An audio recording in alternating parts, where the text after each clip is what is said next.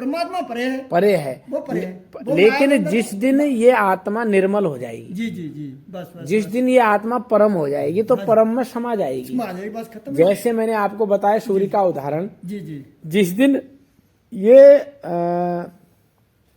किरण battery से मुक्त हो जाएगी तो कहाँ जाएगी निकल के?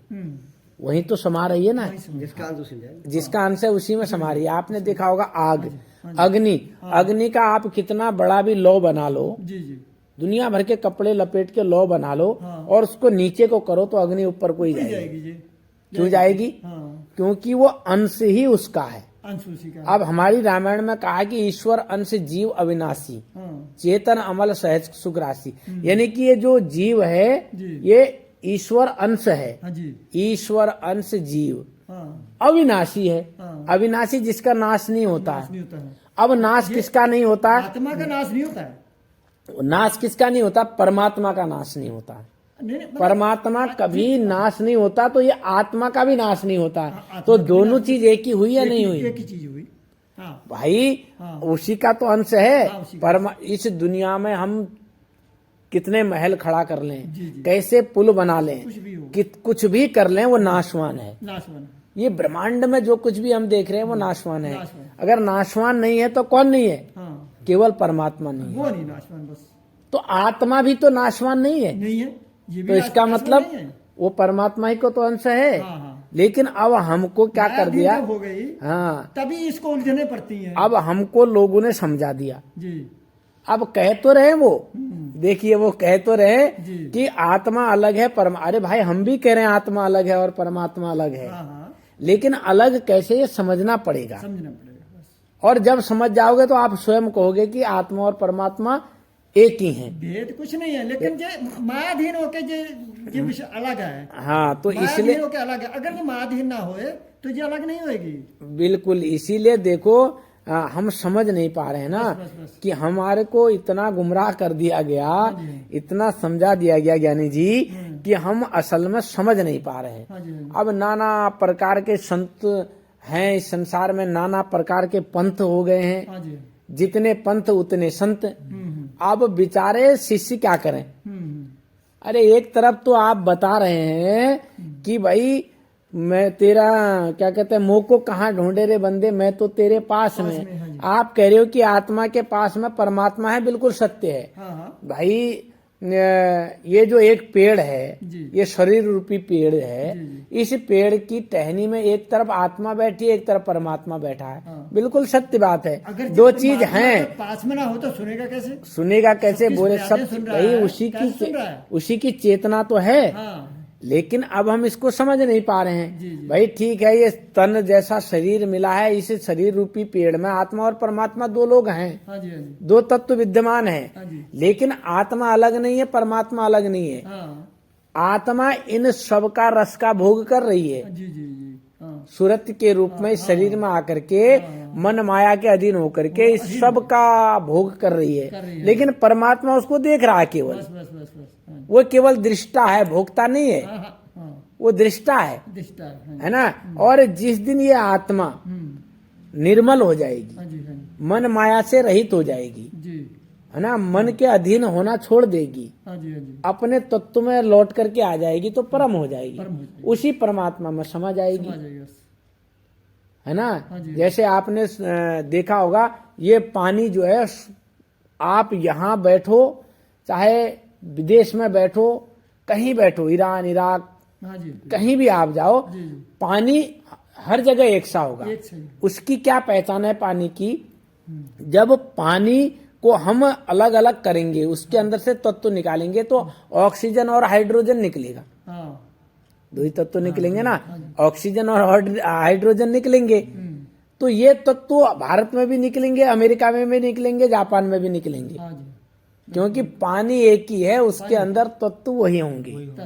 ऐसे ही संपूर्ण ब्रह्मांड में परमात्मा एक ही है ना। उसके अंदर तत्व वही है। जिस प्रकार से, क्योंकि यहाँ का पानी भी एक ही है, वहां का पानी भी एक ही है ना। उसके अंदर से हाइड्रोजन और ऑक्सीजन ही निकलेगा। ऐसे ही अविनाशी तत्व अविनाशी तत्व से ही निकलेगा,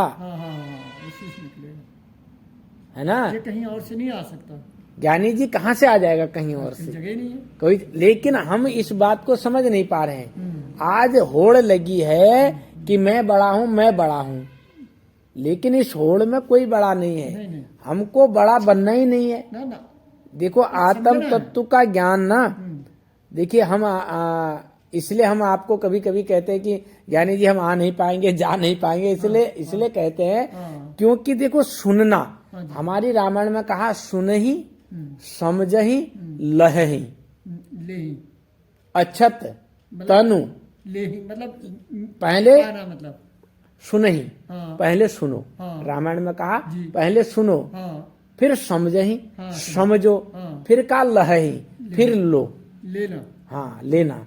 पहले सुनो, हाँ जी, फिर समझो, समझो, उसके बाद लो, तब लो, हाँ, तब लो ना।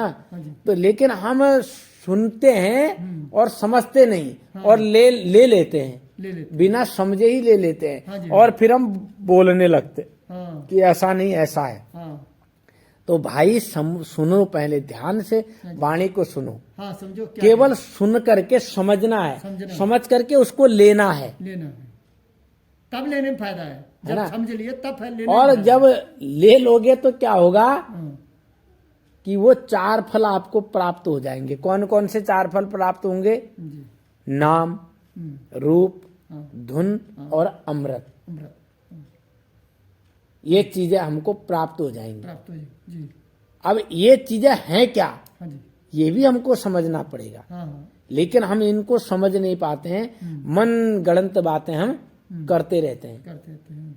इसलिए समझो, जानो। जी, लेकिन जब तक हम जानेंगे नहीं, समझेंगे नहीं, तब तक ऐसी बातें होते रहेंगी कि आत्मा अलग है, परमात्मा अलग है। बस अरे भाई, कह तो हम भी रहे हैं आत्मा और परमात्मा अलग है, हाँ, क्यों नहीं? लेकिन ये भी कह रहे हैं कि एक ही है। अब कैसे इस भेद को समझना पड़ेगा ना। हाँ, पहले भेद समझेगा तब। लेकिन ये बात मत कहो कि भाई परमात्मा पास में है और उसके बाद हम दुनिया भर के गंदे काम कर रहे हैं। तो क्या बाप के पास में होते हुए बेटा गलत काम कर सकता है क्या? नहीं। अगर गलत काम कर रहा है तो या तो बाप की सही है उसको, तभी तो गलत काम कर रहा है। हाँ, तो आज हम समझ नहीं रहे हैं, समझ नहीं, बस यही। तो इसलिए हमको समझना है। और जब तक समझेंगे नहीं, हम अंधकार में ही रहेंगे। अंधकार। देखो रामायण में एक एक बात लिखी हुई है, जी, जी, एक एक बात को समझाया गया है, हाँ, हाँ, है ना। रामायण में कहा गया भाई सुन ही समझ ही लय ही अच्छत तनु फल 4, फल 4, है ना। लेकिन कैसे कैसे लेंगे हम, लेकिन इसको समझा ही नहीं। समझा ही नहीं। इसलिए तो आज के मतलब ऐसी चर्चा हो रही थी, उनका फोन आया था तो हमने बताया, तो थोड़ा सा लगा तो होगा उन्हें भाई हाँ सच्चाई है। हाँ, अब वो मैंने यूट्यूब में डाल दिया है वो। अच्छा, अब जिन्होंने कहा होगा, पता नहीं कौन से महात्मा जी हैं, उनने कहा, अब वो सुनेंगे तो हो सकता है कुछ बुराई वो भी करे बेचारे हमारी कि यार इनने ये बात। लेकिन हमारा किसी का बुराई करने का विषय नहीं, इसमें बुराई भलाई का कोई हम विषय नहीं है। असल में असल बताने की हमारी चेष्टा होती है। हाँ जी, हम कोशिश करते हैं कि व्यक्ति को असल बताया जाए, हाँ, असल तक पहुँचे, असल तक पहुंचाया जाए, पहुँचे। है ना। लेकिन हम समझते नहीं। जैसे मैंने अभी आपको सुनाया जी, कि भाई जब रामचंद्र भगवान जी लंका में जाने के लिए चढ़ाई कर रहे थे, पुल बांध रहे थे, जी, तो उन्होंने देखा कि राम राम लिख करके पानी में पत्थर तैर रहे हैं। अब ये बात लंका में पहुंच गई कि भाई पानी में पत्थर राम नाम लिखने से तैर रहे हैं। तो वहां के राक्षसों ने रावण से कहा कि महाराज राम का नाम लिखने से पानी में पत्थर तैर रहा है, हम आपको बलशाली तपशाली तभी मानेंगे कि जब आपका नाम भी पत्थर पर लिखा जाए और तैरने लगे, हाँ, इतना है ना, ही काम करे। इतना ही काम करे। तो रावण को बड़ा अचंभा, उन्होंने कहा भाई बिल्कुल तैरेगा। अब वो गए, उन्होंने पत्थर पर रावण लिखा और डाला, पानी में तैरने लगा। अब सब जय जयकार करने लगे। उन्होंने कहा भाई रावण के अंदर भी कोई बल है।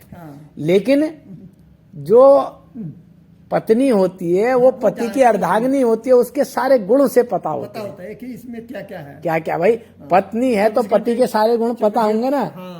तो अब मंदोदरी रावण की पत्नी थी, उसको ये बात हजम नहीं हुई। उसने कहा प्रियतमा मेरे देव, आप ये बताइए कि ऐसी कौन सी कला है जो रावण लिखने से पानी में पत्थर तैर गया। तुम्हारे सारे तंत्र मंत्र मुझे मालूम है, तुम्हारे हर गुप्त भेद मुझे मालूम है, तुम कौन सी विद्या जानते हो ये सब मुझे मालूम है। ये मुझे बताओ कि ये कौन सी विधि से पत्थर तैरने लगा रावण बन लिखने से।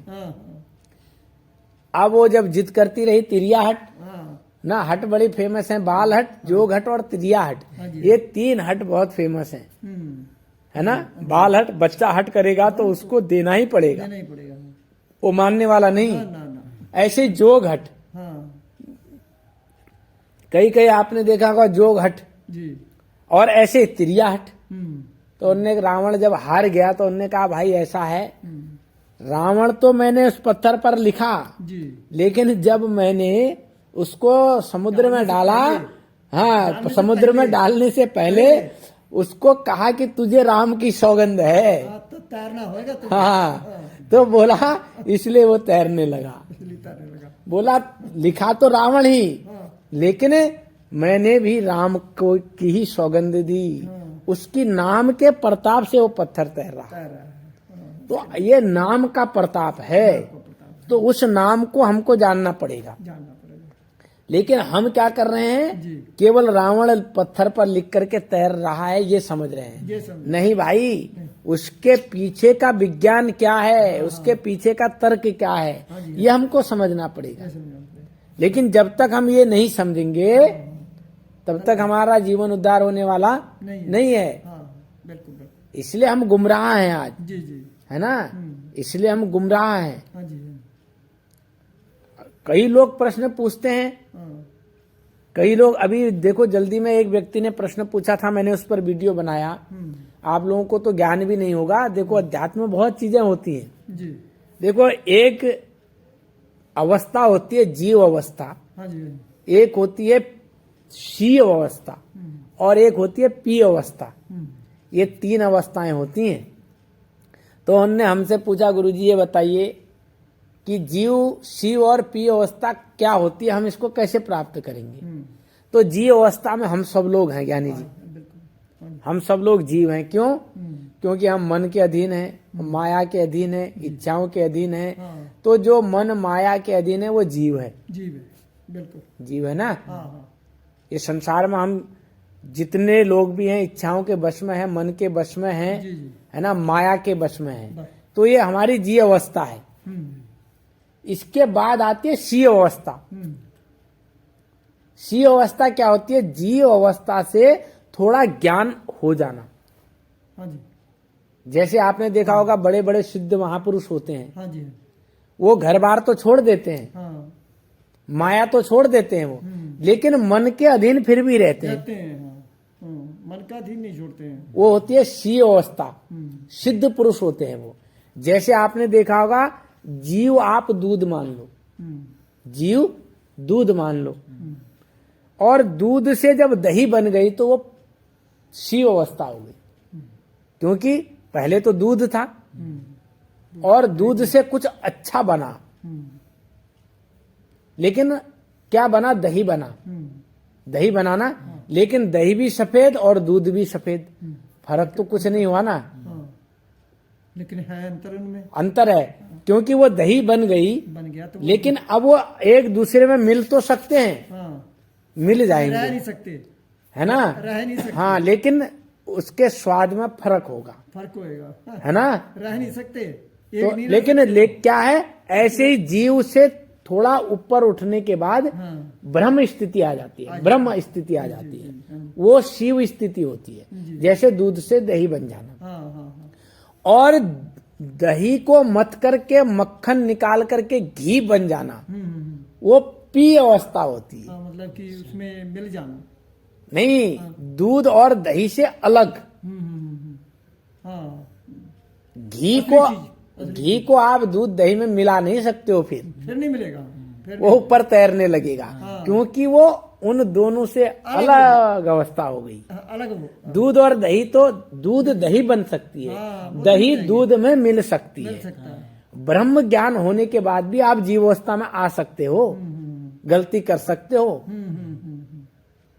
अगर ऐसा नहीं होता तो इतने बड़े बड़े संत जेल में नहीं होते। नहीं होते। बलात्कार के जैसे केस लगे हैं, मर्डर जैसे केस इन संतों में लगे हैं। ये जीव अवस्था से उठे, फिर वहीं फिर आ गए, जी। लेकिन ज्ञान तो है इनको, हाँ, लेकिन आ गए, फिर भी उसी चक्कर में आ गए। लेकिन ऐसे ही दूध से दही बनने के बाद दूध में मिल सकते हो, मिलाया जा सकता है दूध उसमें, है ना। लेकिन जब घी बन जाओगे तो फिर दूध में नहीं मिल पाओगे, फिर नहीं मिलोगे दूध में, फिर ये होती है पी अवस्था। पी अवस्था है। हाँ जी। तो इसलिए हम समझ नहीं पाते हैं कि असल में असल क्या है। असल क्या है? हम दुनिया में घूम रहे होते हैं, दुनिया में लगे हुए होते हैं कि हमें कैसे मिलेगा, क्या मिलेगा, और हम कैसे करके उस परमात्मा को पाएंगे। तो इसलिए मैं आपको ये बता रहा था, आपको ज्ञानी जी मैं ये कह रहा था कि आप कहते हैं कि बैठिए, सत्संग सुनिए और हमारे यहाँ आइए। देखो, मैं जाने से कोई ऐतराज नहीं, सुनने से कोई ऐतराज नहीं, क्योंकि बहुत बढ़िया बात बताई जाती है सत्संग में, लेकिन हम उसको मनन कितना कर रहे हैं, उसको हम जान कितना रहे हैं। अगर हम केवल हारमोनियम, ढोलकी, तबला पर केवल भजन सुने और उसका मनन न करें तो फिर बेकार है। जैसे एक पत्थर होता है जी। वो वर्ष भर तुम उसको नदी में डाल दो जी। और बाहर लाओ, उसको तोड़ो तो वो अंदर कोराई का कोरा रहता है। नहीं, ऐसा है ना, इसलिए हमको मनन करना है। हाँ, जो आप कह रहे हैं बिल्कुल क्लियर है कि खाली सांस से पूरा नहीं पढ़ना है, ना आवाज से पूरा पढ़ना है, जो चीज है उसको समझने से पूरा पढ़ना है। हाँ, इसलिए तो भाई पहले सुनो, अच्छा, फिर समझो। एक चीज ये भी है जो आप बता रहे हैं ना, बिल्कुल क्लियर है। वो क्लियर कैसे है कि जो आप कह रहे हैं सत्य है, उसी चीज को जानना ही तो सबसे मेन चीज है। समझिए बात। अच्छा, क्या है कि जो भी गुरबाणी मतलब पढ़ी जाती है या सुनी जाती है, उसके बारे में जो नहीं जानता है, जो चीज का भाव जानना चाहता है, उससे वो अगर वो करता है ना कि भाई इसका हमें भाव समझाओ कि ये शब्दों का भाव क्या है, तो उन्हें बताना भाव पड़ता है। समझ के उसको हमको जानना पड़ेगा, बताना पड़ेगा, उसको जानना पड़ेगा, उसको समझना पड़ेगा, उसे प्राप्त करना पड़ेगा। ज्ञानी जी, जो चीज जिसपे वो लगा है ना, आदमी जिस चीज को चला रहा है, जिस चीज को मतलब जो गा रहा है, जिस चीज को वो आगे रख रहा है, वो अगर उससे अगर पूछा जाए तो उसको उस चीज का जवाब देना पड़ेगा। देगा नहीं तो वो बेकार है भाई। अगर उसको मालूम होगा तभी तो बताएगा। है ना। तो इसलिए हमारे कहने का मतलब है कि हम जो है सुने जी, सुनना बहुत अच्छी बात है, उसके बाद समझें, समझना, उसके बाद और मनन करने के बाद उसको लेना है। वही तो चीज है ना, लेने के लिए उसे मालूम तो करना पड़ेगा ना उसको। हाँ, मिलेगी। और अब इसका क्या उत्तर है? हाँ, तो जब जो भी बात आप कह रहे हैं, इसका उत्तर क्या है? उसका उत्तर यह है कि पहले सुनो, समझो, और जो सुना रहा है, समझा रहा है, फिर उसके अंदर पावर है तो वो तुम्हें दे भी देगा, फिर लेना है उससे। हम फिर लेना। आई बात सुने, सुनने से नहीं चलेगा काम, फिर समझने से भी काम नहीं चलेगा। पहले तो सुनना है, फिर विवेक लगा के समझना है। अब इनका काम हो गया, अब सुन भी लिया, समझ भी लिया, अब सदगुरु से लेना है। अब उसके पास होगा तो वो देगा। फिर समझने और सुनने का काम नहीं रहा, फिर केवल ध्यान का विषय है। फिर वहां पर हमको ध्यान लगाना, फिर ये बातें खत्म हो गई, ये चर्चा खत्म हो गई, फिर हमको ध्यान लगाना है। उस बात को परखने के लिए हमको ध्यान लगाना उस जगह पर। उस जगह पर ध्यान लगाएंगे तो जो चीजें हमको बताई हैं वो हमको दीदार हो जाएगा, है ना। वो हमको दिखने लगेगा, है ना। जब दिखने लगेगा तो फिर कोई भी संशय नहीं होगा। अगर वो दीदार कराते हैं, उसका लखाव कराते हैं, वो भेद बताते हैं, तब तो वो सदगुरु हैं, है ना। तब वो परम पूजनीय है। केवल सुना देते हैं, व्याख्या बता देते हैं तो ज्ञानी जी केवल व्याख्या करने से हम वक्ता हैं, हम ज्ञानी नहीं हैं। और ऐसे तो वक्ता पूरे संसार में सभी लोग हैं। हम भी तो आपको सुना रहे हैं, फिर आप हमको कहें कि गुरु महाराज जी इसका आप हमको लखाव करा दीजिए, इसका भेद बता दीजिए। अगर हम आपको उसका भेद बता देते हैं तब तो आपको मानना पड़ेगा कि यही सत्य है। अगर हम केवल सुना रहे हैं तो ये शिक्षा है, दीक्षा नहीं है। फिर हम आपको केवल शिक्षा दे रहे हैं, फिर दीक्षा नहीं है। जो सदगुरु होता है वो क्या करता है, दीक्षा दे देता है। समझ रहे हैं ना आप? हाँ। वो क्या करता है, दीक्षा देता है, सुनाने के साथ साथ वो दीक्षा दे देता है। दीक्षा में क्या होता है, वो उसको ज्ञान करा देता है, उसके बारे में बता देता है। हाँ जी। तो लेकिन आज हम इसको कितना कर रहे हैं, कितना मान रहे हैं, ये हमारे समझने का विषय है। लेकिन आज हम समझ नहीं पा रहे हैं। आज हम क्या है, अंधकार में भरे पड़े हैं, है ना? प्रश्न मेरा उठा था गुरुजी कि परमात्मा शब्दों में है कि अलग है, वो पूछ रहा था, आप सुनेगी। तो भाई देखो, परमात्मा शब्दों में नहीं है। हाँ जी, आई बात समझ में? देखो, आप पूछ रहे हैं कि परमात्मा शब्दों में है। परमात्मा शब्दों में नहीं है, परमात्मा शब्द है। हाँ, वो खुद ही शब्द है। परमात्मा शब्दों में नहीं है, परमात्मा शब्द है। अब परमात्मा शब्दों में क्यों नहीं है? जैसे मैं बोल रहा हूं, ये भी तो शब्द हैं। कोई आवाज आ रही है, ये भी तो शब्द हैं। ये जो जितने भी शब्द बने, अवा, क, ख, ए, बी, सी, डी, उर्दू, पंजाबी, जितनी भी भाषा के ये शब्द हैं, ये 52 अक्षर इनको कहा।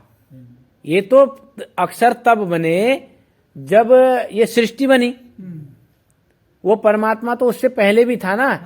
तो वो परमात्मा क्या था, उस परमात्मा को हम कैसे जाने, इसलिए उस परमात्मा को शब्द कहा। भाई आपका नाम क्या है, कुलदीप है ना? आपके इस शरीर को कैसे जाने हम? ये आपका जो चेहरा है, हम इसको कैसे जाने? इस शरीर का नाम हमने कुलदीप रखा, लेकिन आप कुलदीप नहीं हैं। अगर आप कुलदीप होते तो जब आप माँ के गर्भ से आए तो आपके ऊपर कुलदीप लिखा हुआ आता। ये तो इस चेहरे की पहचान हम कैसे करें, समझ रहे हैं ना? इस चेहरे की पहचान हम कैसे करें, इसलिए आपका नाम कुलदीप रखा। ऐसे ही जिस तत्व से हम प्रकट हुए उसको हमने शब्द कहा। वो शब्द है। अब शब्द है कैसा, ये कैसे मालूम पड़ेगा? ये हमको अनुभव के द्वारा मालूम पड़ेगा। जब सदगुरु आते हैं तो वो जनाते हैं। जब आप भजन करते हैं, जो आपको आभास होता है, जो चीज अगर आप जानते हैं तो उसका आभास होगा, आप उसका कह नहीं सकते। हाँ, मतलब उसको बोल नहीं सकते। उसको बोल नहीं सकते। हाँ जी। क्योंकि वो बोलने का विषय नहीं है। समझ रहे हैं ना? इसलिए परमात्मा शब्दों में नहीं है, इन शब्दों में नहीं है। ओंकार, रारंकार, सोहंग, कबीर कबीर, साहेब साहेब, सतनाम सतनाम, सार सदगुरु सार सदगुरु, इनमें परमात्मा नहीं है। वो तो खाली बता दिया, मतलब भाई ये तो गुरु के द्वारा जो नाम दिया गया, इसका काम है संसार के जो और नाम है इनको छोड़ करके गुरु ने आपको जो नाम दिया उसका जाप करते रहो। उससे आपकी वाणी शुद्ध होगी। हमेशा आप उसको रटते रहेंगे, है ना? क्योंकि संसार में कोई ओम नमो शिवाय कह रहा है, कोई राम राम कह रहा है, कोई रहीम कह रहा है, कोई अल्लाह कह रहा है, कोई वाहे गुरु कह रहा है ना? तो इसलिए जो गुरु ने आपको नाम बता दिया उसको आप मनन करते रहें। उससे क्या होगा, आपकी जिह्वा पवित्र होगी, है ना? प्रभु का गुणगान होगा साकार रूप में। लेकिन जो शब्द रूप में परमात्मा है वो बोलने का विषय नहीं, वो वाणी का विषय नहीं है। वो तो मन वाणी से परे का विषय है। वो ज्योति मतलब, हाँ, नहीं बना। वो तो क्या कहते हैं, जिसका अंश है उसमें समा जाएगी। ज्योति माही ज्योति समानी, है ना? तो इसलिए ये हमको समझना पड़ेगा। ज्योति माही ज्योति चली मिल जाएगी तो शब्द का खेल ही खत्म। भाई अगर समुद्र से आप पानी ले लो, उसको बोतल में भर लो, अब वो बोतल का पानी कहलाया, और उस बोतल को आप समुद्र में डुबा दो तो वो पानी उसमें मिलेगा नहीं, डांट लगी हुई है ना, बोतल के अंदर है ना, बोतल के अंदर है। लेकिन वही बोतल की डांट खोल के आप समुद्र में मिला दोगे तो फिर आप खोज नहीं पाओगे उसको पहचान नहीं कर पाओगे, पहचान कर पाओगे। वो पानी उसी का रूप हो जाएगा। ऐसे ही ज्योति ज्योति में समा जाएगी तो उसी का रूप हो जाएगी।